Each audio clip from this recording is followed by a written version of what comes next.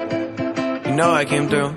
You know I came through. You know I came through with the fuego. You know I came through. Hey, you know I came through. You know I came through with the fuego. You know I came through. Hey, you know I came through. Nowadays I cannot lay low. I cannot lay low. Yeah, I cannot lay low. You know I came through with the fuego. You know I came through with the fuego. You know I came through with the hot shit. Talk of the town, I'm a topic. This young is so fly like a cockpit. If I ain't the party, it's not lit. Stop all the talking, I'm popping. But to be honest, this shit is not shocking. I wanna be rich at the moment. Perkenalkan, nama saya Ijral Ahmad Abed Segian dari kelas 12 RPL, asal sekolah SMK Negeri 4 Padalarang. Di sini saya akan menjelaskan indikator keberhasilan tahapan produksi massal.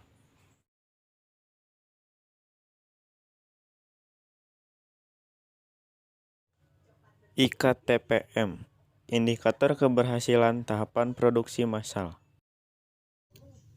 Produksi massal adalah nama yang diberikan kepada sebuah metode memproduksi barang dalam jumlah yang besar dengan biaya yang lebih rendah untuk per unitnya. Walaupun biayanya yang lebih rendah, bukan berarti kualitas produknya juga rendah, karena telah distandarisasi oleh interchangeable parts. Proses produksi dibagi menjadi dua. Yang pertama, membuat barang atau produk dengan menggunakan mesin serta peralatan. Hal ini disebut dengan produksi. Yang kedua, membuat sarana produksi atau sistem produksi sendiri. Hal ini disebut juga persiapan produksi. Proses persiapan produksi massal dibagi menjadi 6 bagian. Pertama, penjadwalan waktu. Yang kedua, pemilihan peralatan. Yang ketiga, pengerjaan dengan perkakas. Yang keempat, mobilisasi personalia. Yang kelima, pembelian material. Yang keenam, pembagian pekerjaan. Ciri-ciri produksi massal. Ciri-ciri produksi massal dibagi menjadi 4 bagian. Yang pertama, menggunakan tenaga manusia yang sedikit. Karena produksi jenis ini menekankan kepada produksi yang terus-menerus dalam jumlah banyak, maka tenaga manusia banyak digantikan oleh teknologi mesin. Hal ini dikarenakan mesin lebih efisien dan lebih cepat untuk melakukan suatu pekerjaan. Yang kedua, menggunakan urutan yang terstruktur. Alur produksi bersifat linear. Tidak ada percampuran antara bahan jadi dengan bahan yang masih setengah jadi, karena urutannya sudah jelas, yaitu dimulai dari pengolahan bahan sampai ke barang jadi, sesuai dengan pola yang sudah ditentukan sebelumnya. Yang ketiga, dominasi penggunaan teknologi. Penggunaan teknologi mesin sangat dominan, karena mesin mampu terus-menerus bekerja secara efisien tanpa lelah. Mulai dari menghasilkan atau mengolah bahan mentah sampai ke menyelesaikan pekerjaan detail yang membutuhkan ketelitian.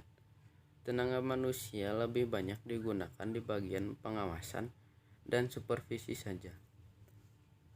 Yang keempat, memecah kegiatan produksi ke bagian-bagian kecil. Bagian-bagian pekerjaan dipecah menjadi bagian kecil. Baik pekerja atau mesin memiliki satu tugas tertentu yang repetitif. Biasanya tugas-tugas kecil ini dimasukkan ke dalam beberapa divisi. Kemudian hasil dari pekerjaan-pekerjaan ini menghasilkan sebuah produk akhir. Kriteria keberhasilan. Kesuksesan wirausaha disebabkan orientasi pada tindakan yang berada dalam kerangka berpikir wirausahawan, di mana ide-ide yang timbul dapat segera diterapkan walaupun dalam situasi yang tidak menentu. Karakteristik berpikir pada tindakan kewirausahaan ada 5, yaitu: yang pertama, sangat bersemangat dalam melihat atau mencari peluang baru. Yang kedua, mengejar peluang dengan disiplin yang ketat. Yang ketiga, mengejar peluang yang sangat baik atau menghindari mengejar peluang yang melelahkan diri dan organisasi. Yang keempat, fokus pada pelaksanaan. Yang kelima, mengikut sertakan energi setiap orang yang berada dalam jangkauan perusahaan. 8 hal yang membuat usaha meraih keberhasilan atau kesuksesan. Yang pertama, peluang pasar. Yang kedua, keunggulan persaingan. Yang ketiga, kualitas barang atau jasa. Yang keempat, inovasi yang berproses. Yang kelima, menghargai pelanggan dan pegawai. Yang keenam, manajemen yang berkualitas. Yang ketujuh, dukungan modal yang kuat, baik secara finansial atau emosional. Indikator keberhasilan menurut Suryana. Yang pertama, modal. Berapa banyak modal yang dikeluarkan oleh suatu perusahaan? Yang kedua, pendapatan. Berapa banyak pendapatan yang didapat oleh suatu perusahaan? Semakin banyak pendapatan yang didapat oleh perusahaan, semakin banyak pula keuntungan yang didapat oleh perusahaan tersebut. Yang ketiga, volume penjualan.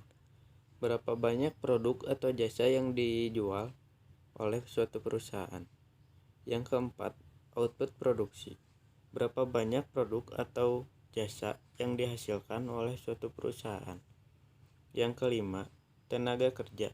Berapa banyak tenaga kerja yang dimiliki oleh suatu perusahaan? Indikator keberhasilan menurut Dwi Riyanti. Kriteria yang cukup signifikan untuk menentukan keberhasilan suatu usaha dapat dilihat dari: yang pertama, peningkatan dalam akumulasi modal atau peningkatan modal. Yang kedua, jumlah produksi. Yang ketiga, jumlah pelanggan. Yang keempat, perluasan usaha. Yang kelima, perluasan daerah pemasaran. Yang keenam, perbaikan sarana dan prasarana. Yang ketujuh, pendapatan usaha.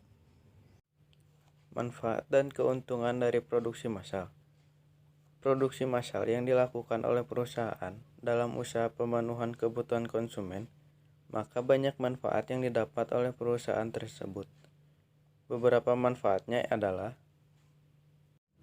1. Jalannya proses produksi lebih efektif dan efisien. Dengan terjadinya produksi secara massal dengan bantuan teknologi mesin, agar hasil produk lebih banyak dan cepat, tentu menghasilkan efektivitas dan efisiensi dari segi waktu dan biaya produksi. Selain itu, karena menggunakan mesin, maka meminimalisir SDM yang terlibat sehingga bisa memangkas biaya finansial untuk SDM. Namun, harus mengutamakan biaya perawatan mesin untuk proses produksi. Kelima, meminimalisir kesalahan produksi. Jika mesin yang digunakan dalam proses produksi berjalan dengan sempurna, maka kesalahan produksi bisa diminimalisir karena mesin yang sudah ada disetting dengan sistem, sehingga tinggal dibutuhkan perawatan dan pengawasan dalam proses produksi saat mesin sedang beroperasi. Kekurangan produksi massal. Selain adanya kelebihan, maka produksi secara massal ada kekurangan yang didapat oleh perusahaan. Inilah beberapa kekurangan dari produksi secara massal yang ada. Kedua, pekerja mengalami penurunan motivasi. Dalam produksi secara massal, tentu efeknya terjadi tingkat produktivitas yang tinggi, dan pekerja diharapkan untuk melakukan penyesuaian target perusahaan. Kejadian tersebut tentu membuat pekerja menjadi sangat melelahkan dalam produksi massal. Jika terjadi terus-menerus dalam kurun waktu yang lama, pekerja menjadi lelah dan tidak bersemangat. Penurunan motivasi ini menjadi nilai negatif dari adanya produksi secara massal. Yang ketiga, kurangnya fleksibilitas. Pada proses yang dilakukan, produksi secara massal ini tentu harus disesuaikan prosedur dan urutan yang ada. Jika salah satu proses atau prosedur yang dilakukan ini terlewati, maka terjadi kesalahan produksi, sehingga dilakukan perombakan total dari urutan awal produksi sampai akhir produksi. Tentunya hal ini menjadi kurang fleksibel.